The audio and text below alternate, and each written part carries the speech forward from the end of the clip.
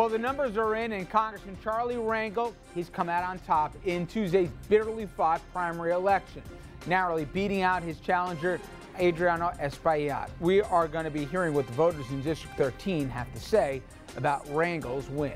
And the Supreme Court weighs in their own, saying it's illegal for the cops to search your cell phone without a warrant. Our legal panel, they'll join us on why the justices say your privacy is important when it comes to your cell phone. Plus, remember those daredevils who base jump from One World Trade? Well, the Manhattan DA sure does, and he says the three thrill seekers will not be getting off easy. They're getting the book thrown at them just because they were caught on camera. Good evening, everybody, and welcome to RFL. I'm Richard French. Thank you so much for joining us. And we start here with yesterday's federal primary races when it comes to New York. And in the 13th district, the race, it got probably as much national attention as any congressional race there was. That's because you had 84-year-old Charlie Rangel, an institution, who went on to win, and likely it'll be his 23rd and final term in Congress, or at least so he says. The AP is calling the race this afternoon, and Rangel's challenger for the second primary in a row, State Senator Adriano Espaillat, has yet to formally concede. But the AP says the number of outstanding absentee ballots is now less than the 1,800 vote differential separating the two men. What this all means is that Espaillat cannot catch Rangel, even if every remaining vote went his way. Rangel, he won by just under 4 points when all was said and done. A third candidate, Reverend Michael Walron, did siphon off 8% of the vote away from the top two candidates. Here's how Rangel got the win.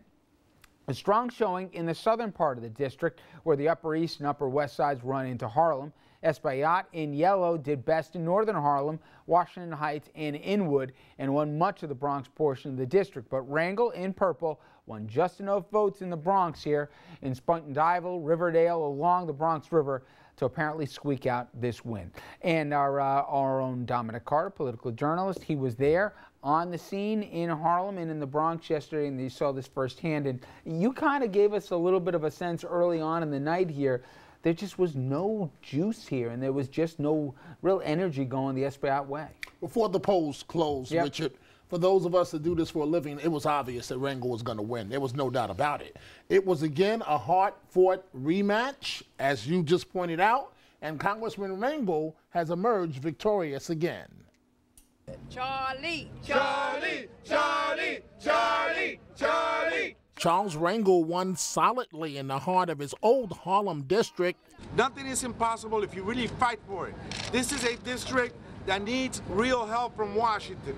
And Adriano Espaillat emerged victorious in the more heavily Dominican areas of Upper Manhattan, which he represents in the state Senate. From near the Apollo Theater to the surrounding areas of Harlem, Espaillat just can't seem to crack Rangel's solid base. Rangel should be put back in because he has the experience. Not only that, he knows how politics run in Washington. You have somebody who's a proven a proven politician in Washington. To send him back, you have that, he will be that, continue to be that solid person. But in Adriano Espaillat, you'll have somebody more reflective of how the district has become and is becoming. So I think that he equally will serve the congressional district well. So it sounds like a tough decision, but ultimately you believe that Congressman Rangel will prevail one more time. I think the sentiments are that people I've talked to are, he deserves one more chance. Rangel did not have Mayor de Blasio in his corner this time, who remained neutral. Besides the Reverend Al Sharpton, who also did not endorse in the race, former President Bill Clinton made robocalls to voters on Rangel's behalf. And Governor Cuomo also came through for Rangel at the 11th hour. Rangel at one time was one of the most powerful elected black officials in the country, and apparently that still counts for something in the district. Just listen to one citywide elected official Public Advocate Letitia James. He's a civil rights icon, an institution, a treasure. And because I really respect him for all that he has done, and because I am the public advocate of the city of New York, I stand on Charlie Rangel's shoulders. For sure, Espaillat was facing an uphill battle from day one. Even among some Latino Democrats, Rangel was able to make his longtime tenure a formidable asset. Why not Adriano Espaillat? No, we have no problem with Adriano Espaillat, but we're not going to lose seniority over it. The congressman has been very generous to the district, and we need that seniority. When we call, he picks up the phone, and we need that to happen. So we don't have any problem making history when history comes. And already past history is on Rangel's mind as it relates to those officials that did not endorse him.